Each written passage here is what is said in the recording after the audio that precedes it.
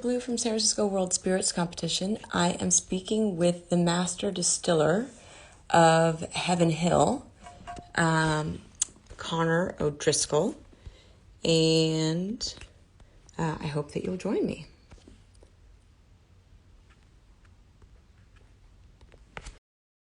So, Heaven Hill has many, many different brands that they represent. One of the most popular brands is, hello, Hello. how are you? I am well, thanks. I guess you can hear me loud and clear. Yes, I can. Awesome. Thank you for joining me. It is fun to be here. Thanks. Okay, so can you tell us a little bit about the company of Heaven Hill and how you came to be there? Sure. Heaven Hill is a 85 a little over 85 years old. It's entirely independently owned. We are the largest independently owned producer of beverage alcohol in the United States. We're owned by the Shapiro family. And we just opened our brand new visitor center in Bardstown that really focuses on the history of the company. And the bar in the new Heaven Hill Bourbon Experience is called Five Brothers, after the five Shapiro brothers who founded it right at the end of Prohibition.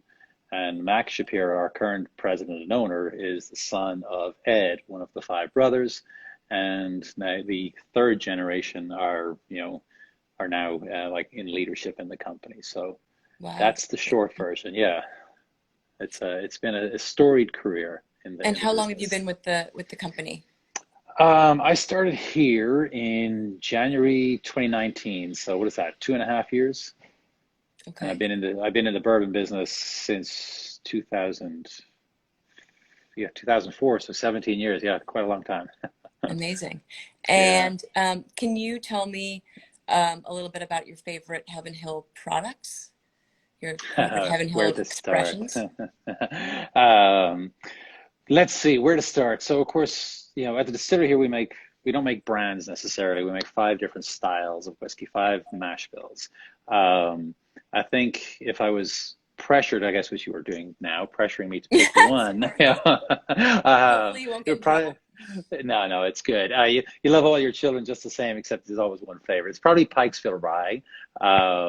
It's one of our brands that kind of flies below the radar, but it's fast become my favorite. I mean, it's almost hard to choose. I mean, when we've got so many great whiskeys, so many whiskeys that win so many awards, it's hard to pick. But the one that is like, all right, you got to pick one. It's going to be Pikesville Rye.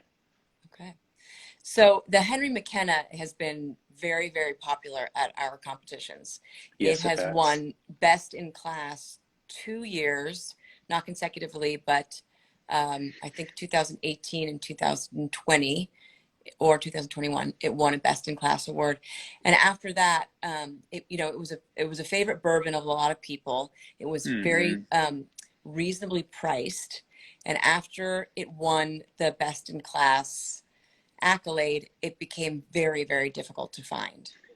And there Yes, it was a did. bit of a So, backlash on the internet about that. Can you tell me about that experience and how the medal kind of created havoc, possibly? yeah, good habit though. Hmm. Create good trouble, right? Um, so yeah, I mean, Henry McKenna, 10-year-old bottle and bond, single barrel. It's got all the badges. It's just one of our hallmark brands. One of the things about Heaven Hill is we make great whiskey at a reasonable price, and it's great to win awards. And we're obviously proud of the whiskey anyway. But when we win awards, it's kind of like yay.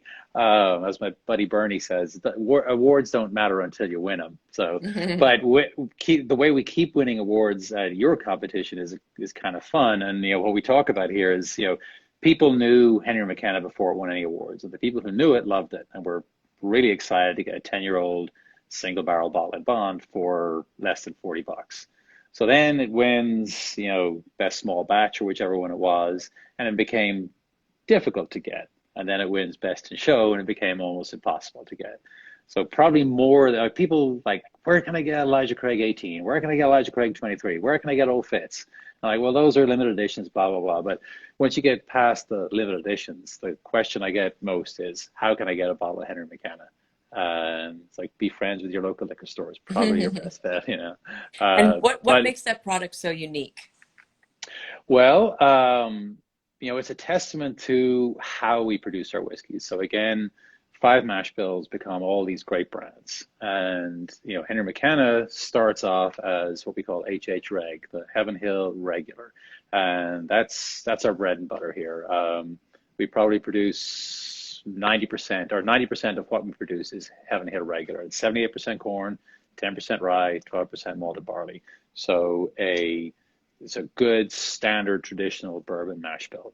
And when we put that distillate in a barrel, we put it away as Heaven Hill bourbon. It doesn't go away as Elijah Craig, Evan Williams, Henry McKenna. But currently we have over 1.9 million barrels aging. We have somewhere in the 63, 64, 65 warehouses, and we have Wow. some across the street here. We have some out in the country. We have some big ones, some new ones, some old ones, and just all different kinds of sizes and styles of warehouses. So we put these barrels away in these different houses and these different places in these houses for different times, for different durations. And as they mature, then we can choose how big the batch is. Is it a single barrel? Is it a small batch? Is it a larger batch? And we can choose what proof we bottle it at. And those are kind of the levers we pull to determine how the whiskey's going to turn out. Now, obviously, when we're picking a single barrel, we have 85 years of institutional knowledge of how these various warehouses, how the whiskey behaves in these various warehouses. So we can draw on that. We have some really skilled master tasters in the business, Mike Sonny, Tony Goatee, to name but two. And our sensory team, we work together to select these, especially the smaller the batch, the more focus it gets, obviously, because there's, in a single barrel, there's nowhere to hide. A small batch, there's not many places to hide. Mm-hmm. So we get very picky on what we choose. So for a McKenna single barrel, we're going to be very, very picky as to, does it check all the boxes? And according to you guys, apparently it does. Yeah, it has. Yeah. Is there significance to the names? Henry McKenna, Elijah Craig, Evan Williams. There's a lot of proper names. Are these people that were involved with the family, or are they just nice sounding? They are real. They all were real people. Mm-hmm. So Henry McKenna, we'll start with him because he was Irish, as am I. And actually, it was kind of coincidental when it won the big award in San Francisco. That was like a few weeks after I started with Heaven Hill. So, luck of the Irish. I You don't know. got to walk right into an award. Exactly. I had nothing to do with that, but thank you very much.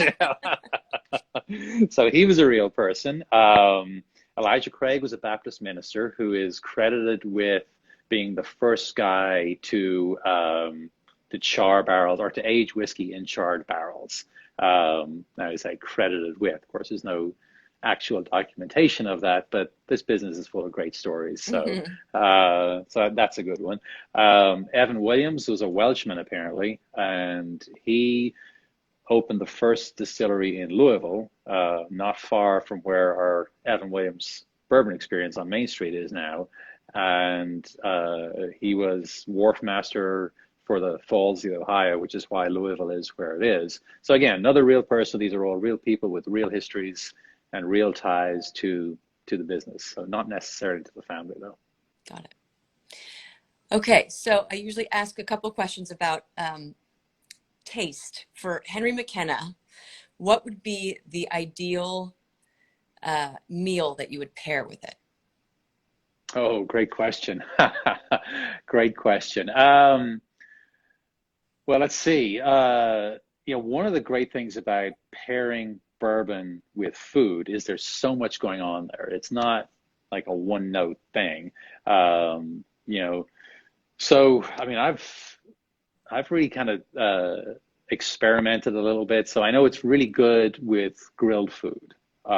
It's really good with hot food. Bourbon in general, I was surprised. I think I found that one by accident. I happened to be drinking a bourbon cocktail and had some spicy food. And like, wow, these two work together really well. Hmm. It's the sweetness of bourbon in general, and plays really well with desserts. So, there are, one of the things we're blessed with in Louisville is some, and in, kind of this central Kentucky region is some great chefs. So, Hmm. Weeda Michael and Ed Lee and people like that who are, James Beard winners and nominated and TV show winners and all that type of stuff. They've really kind of put a flag in the ground for bourbon is as pairable with food as wine is. So it's, take your pick almost. That's There's amazing. again, and I think what's at the root of it is that, there is so much flavor in a glass of whiskey, Hmm. from the distillate, from the mash bill, from the barrel, from, how we choose to present it, batch size, proof, age, all those things. And you mentioned cocktails, and usually I speak with master distillers and they say they will only drink their product neat. But sometimes I press them, if you were to drink Henry McKenna or any of your bourbons in a cocktail, what would it be? So I used to be maybe with one rock purist, and as the whole cocktail thing picked up speed, I was like, fine, okay, I'll try one, and kind of fell in love with Manhattans, and then discovered old fashions. So probably my three favorite ways of drinking bourbon are with one large lump of ice, secondly in a Manhattan, and third in an old fashioned. And of the three of those, actually McKenna would do great in any of those. I like, if I'm making a cocktail, I want it to be a big, bold whiskey, where, so 100 proof is perfect. That 10-year-old age profile is big and rich. There's tons going on. It's not going to get overwhelmed by the vermouth or the simple syrup, whatever it might be. And it's a good cocktail should highlight the whiskey, not dilute it, if you know what I mean. Instead of simple syrup, my favorite way to make a Manhattan is with maple syrup. Ooh, I bet that is good. Okay. Guess what I'm going to do when I go home tonight? Exactly. Okay, and last question is, what would be your ideal song to listen to while either distilling Henry McKenna or drinking it? You know what? I thought about this one after I saw it in the notes that you sent through, and I tend to listen to a lot of Americana, which of course is heavily influenced by traditional Irish music and of course Mm. bluegrass. So I think all of those kind of, pun intended, distill down to that Americana thing. So maybe some Sunvolt, maybe some Jason Isbell, something like that. It's melancholy but not too mournful. Kind of telling a good story. Hmm. It's about real life. You can relate to it. You can kind of get into it. And again, there's, like, especially Jason Isbell song. There's so many layers to it. You can just kind of slip slowly through them as you enjoy your cocktail. Just like the bourbon. Exactly, exactly. It's almost like they designed it that way. Thank you so much for joining us, and congratulations on your amazing wins in the last So, couple years. And we hope to see you in 2022. well, thank you very much, and we absolutely appreciate the support, and we love it when you love us back. Have a good rest of your day. Awesome. Thank you very Thank you. much. Bye bye. Hey, bye bye.